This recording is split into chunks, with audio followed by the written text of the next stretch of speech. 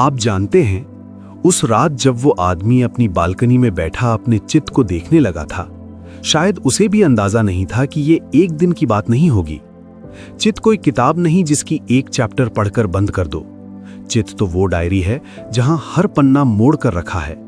हर पन्ने के पीछे एक कहानी है और हर कहानी के पीछे एक दर्द या एक चाहत या एक अधूरापन। खैर, उस रात के बाद वो आदमी रोज थोड़ी देर के लिए बैठने लगा। कुछ मिनटों तक अपनी सांस देखता, फिर मन को ऑब्जर्व करता और फिर चित में उठने वाली भावनाओं को। शुरू में ये बड़ा आसान लगा, लेकिन धीरे धीरे उसे समझ आया कि मन इतना कोऑपरेटिव नहीं है जितना वो दिखता है। मन एक पॉलिटिशियन की तरह है, बोलता कुछ है, करता कुछ है, दिखाता कुछ है और असली एजेंडा कुछ और होता है। एक दिन वो बैठा ही था कि मन ने शरारत शुरू कर दी, जैसे कोई बच्चा घर की टेबल पर चढ़ जाए और कहे, अब मुझे पकड़ कर दिखाओ। मन ने सोचा, हर रोज ये आदमी चित की तरफ क्यों जा रहा है, मेरी क्या गलती। मन हमेशा इनसिक्योर रहता है। उसे लगता है अगर चित समझ में आ गया तो शायद उसकी नौकरी चली जाएगी। तो उस दिन मन ने बगावत शुरू की। आदमी बैठा नहीं, मन खड़ा हो गया। अरे अभी मत बैठ, पहले मोबाइल चेक कर, एक इंपॉर्टेंट मैसेज आया होगा और वो सीरीज का नया एपिसोड भी तो आया है। चल थोड़ा देख लेते हैं। अगर आपने कभी ध्यान लगाने की कोशिश की है तो आप जानते हैं, मन सबसे ज्यादा बिजी तभी होता है जब आपको चुप बैठना हो। वो आदमी हंस दिया मन की डेस्परेशन देखकर, लेकिन उसने मोबाइल नहीं उठाया, बस चुपचाप कहा, मैं बैठ रहा हूं, तुम जो चाहे करो। मन और इरिटेट हो गया। अरे तू मेरी बात नहीं मान रहा? अच्छा ठीक है, अब मैं मेमोरीज भेजूंगा। वो एम्बैरेसिंग वाला मोमेंट याद है, वो भी भेजता हूं, और वो डरावना सीन भी। अब देख कैसे भागेगा तू। मन ने ऐसा ही किया। वो अचानक पुराने दुख, पुराने डर, पुरानी इंसल्ट्स, पुराने रिग्रेट्स उठाने लगा, एक एवलांच की तरह। जैसे मन कह रहा हो, देख ये सब उठा लिया है मैंने, अब बोल, ध्यान लगाएगा, हिम्मत है। वो आदमी कुछ क्षणों के लिए लड़खड़ा गया, क्योंकि मन की स्ट्रैटेजी बड़ी क्लासिक है, अटैक थ्रू डिस्ट्रैक्शन। जैसे ही वो बैठने की कोशिश करता, मन नेगेटिव थॉट्स का ढेर लगा देता। लेकिन वो आदमी हार नहीं मानता। शायद गुरु की आवाज भीतर से आ रही थी, देखते जाओ, कुछ मत करो, मन एक्टर है, तुम स्पेक्टेटर बन जाओ। और थोड़ी देर बाद मन थक गया। आप जानते हैं, मन लगातार भाग सकता है, लेकिन मन लगातार लड़ नहीं सकता। फाइट करने में उसे एनर्जी लगती है। और जब उसे एहसास हुआ कि यह आदमी आज डिस्टर्ब होने वाला नहीं, तो मन बैठ गया थोड़ा रूठ कर। लेकिन चित तो बस इंतजार कर रहा था, जैसे किसी घर का पुराना कमरा जिसका ताला सालों से बंद हो और आप अचानक जाकर उसे खोल दें तो अंदर रखी चीजें धीरे धीरे अपनी खुशबू छोड़ने लगती हैं। उस दिन चित ने एक और गहरी फाइल खोली। ये मेमोरी अलग थी।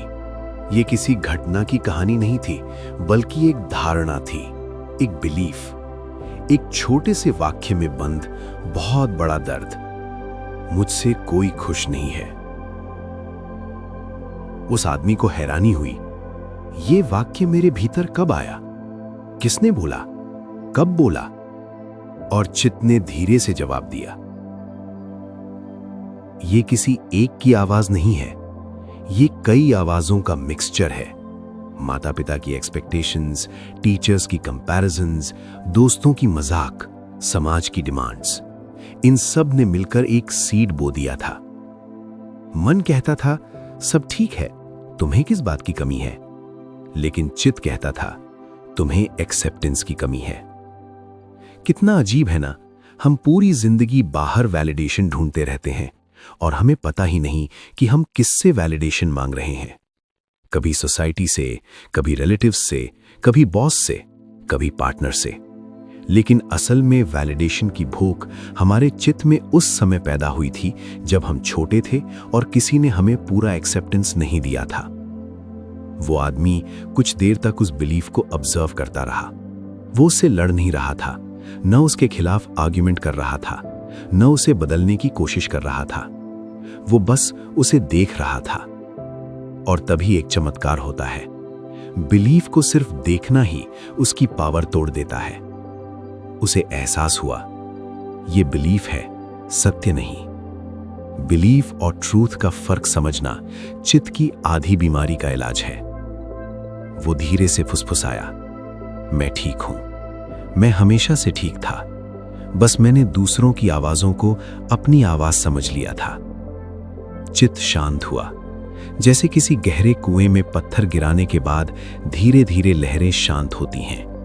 और पहली बार उसे अपने भीतर थोड़ा सा खालीपन महसूस हुआ, एक अच्छी किस्म का खालीपन, जैसे कोई भारी सामान उतार दिया हो। लेकिन कहानी यहां खत्म नहीं होती। असल कहानी अब शुरू होती है, क्योंकि अगले दिन वो आदमी बैठा ही था कि चित ने एक और फाइल खोली, उसकी पहली प्रेम कहानी की। हाँ, हम सब की जिंदगी में एक ऐसी कहानी होती है जिसके बिना हम पूरा नहीं होते और जिसके साथ हम कभी पूरी तरह खुश भी नहीं रहे। चित ने उसे वो चेहरा दिखाया जिसे देखकर उसका दिल धड़कता था, वो बातें, वो शामें, वो सपने, और फिर वो दर्द वाला दिन जब सब खत्म हो गया था। मन बोलने लगा, अरे ये सब पुरानी बातें हैं, क्या फायदा फिर याद करके। मन प्रैक्टिकल है पर इमोशनलेस है, चित इमोशनल है, प्रैक्टिकल नहीं। चित ने कहा, ये कहानी खत्म नहीं हुई, तुम बस आगे बढ़ गए, लेकिन जो सीख तुम्हें लेनी थी वो आज तक अधूरी है। और क्या सीख थी?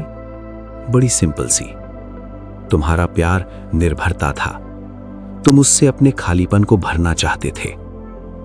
वो आदमी चकरा गया, क्या मैं इतना इमेच्योर था? चित बोला, हाँ, और अच्छे लोग भी इमेच्योर होते हैं। प्यार मैच्योरिटी से नहीं, पेन से सिखाया जाता है। इस बार आदमी रो पड़ा, क्योंकि प्यार की मेमोरीज कभी न्यूट्रल नहीं होती, वे या तो बेहद मीठी होती हैं या बेहद दर्दनाक। मन फिर आया रेस्क्यू करने, चल छोड़, उठ, पानी पी, मैं कह रहा हूं तू इस चक्करों में मत पड़। लेकिन वो नहीं उठा, आज नहीं, क्योंकि वो जान चुका था, मन दर्द से भागता है, चित दर्द को हील करता है।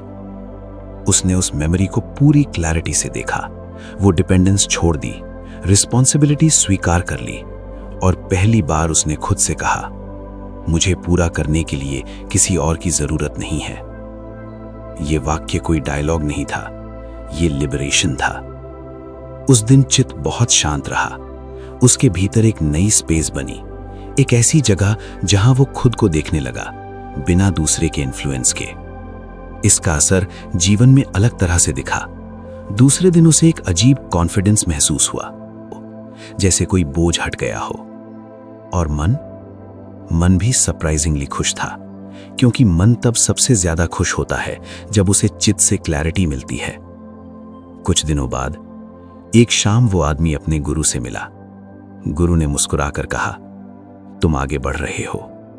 वो बोला, लेकिन गुरुजी, कभी कभी डर भी लगता है।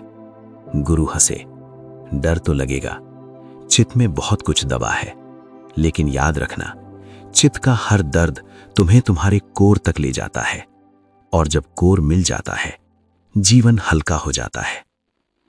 वो आदमी सोच में पड़ गया और पहली बार समझा, मन खेल है, चित यात्रा है, और जो इन दोनों को देख रहा है वही असली मैं हूं। ये विषय जितना गहरा है उतना ही सुंदर भी, इसलिए मैंने मानस और चित्त को और अच्छी तरह समझाने के लिए 5 वीडियो की एक पूरी श्रृंखला तैयार की है। अगर आप सच में इस अंदरूनी यात्रा को महसूस करना चाहते हैं तो मेरी सलाह है कि आप इन 5 वीडियो को क्रम से जरूर देखें। हर वीडियो आपको पिछले से थोड़ा और भीतर ले जाएगा,